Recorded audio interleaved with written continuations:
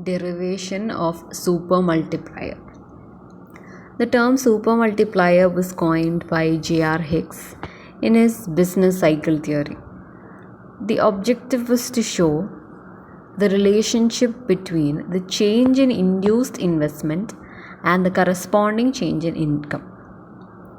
To be more specific, it indicates the ratio between two changes, that is, in investment and in equilibrium output. In fact, if we know the supermultiplier, we can easily calculate the level of income that would correspond to any fixed level of autonomous investment. The supermultiplier can be derived in three-sector closed economy in the following way. We know that y is equal to c plus I. But here we classify I into two types or two components, that is autonomous investment and induced private investment. Autonomous investment is written as IA and induced private investment is written as IP. So we can write the equation as y is equal to C plus IA plus IP. Induced investment is the level of investment is dependent on the level of income.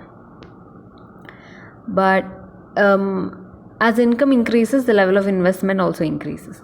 But in autonomous investment, the level of income doesn't affect the investment. If the income is less or if the income rises, the level of investment will be the same. That is autonomous investment. Now, the major factor responsible for change in induced investment is the change in consumption expenditure. When income changes by a certain percentage, the consumption would also change by a certain percentage, which is determined by the MPC or marginal propensity to consume. Like MPC, that is delta C by delta Y, the marginal propensity to invest, is the ratio of aggregate induced investment to a given unit change in aggregate income, that is delta I by delta Y. Here, if MPC is represented by A and MPI by B, the equilibrium income can be stated as Y is equal to C plus IA plus IP. Here C can be written as AY and IP can be written as BY. So Y is equal to AY plus IA plus BY. Taking all the Y terms to the left side, Y minus AY minus BY is equal to IA. Solving Y into 1 minus A minus B is equal to IA. Here Y is equal to IA divided by 1 minus A minus B. Or it can also be read as aggregate income is equal to autonomous investment divided by 1 minus MPC minus MPI. Suppose the autonomous investment increases by a given amount delta IA. Then new level of equilibrium income can be calculated as follows. Here we represent the new level of income as Y dash, the new level of consumption expenditure as C dash, new induced investment as I dash P, and the autonomous investment as delta IA. Here the new equilibrium level of income would be Y dash is equal to C dash plus IA plus I dash P plus delta IA. Here solving, we can write that Y dash is equal to IA plus delta IA divided by 1 minus a minus b.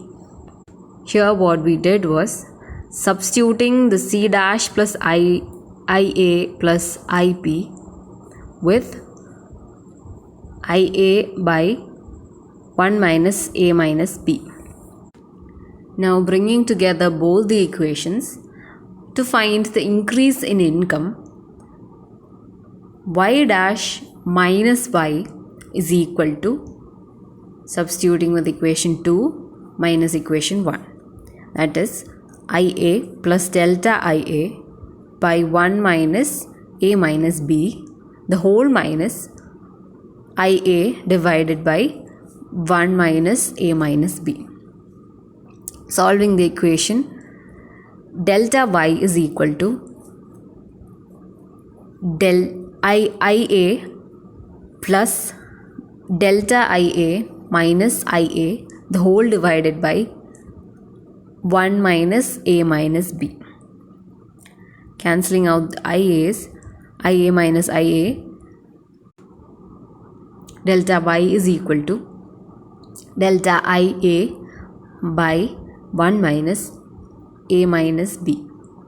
Taking the delta ia to the left side, delta y by delta ia is equal to 1 whole divided by 1 minus a minus b.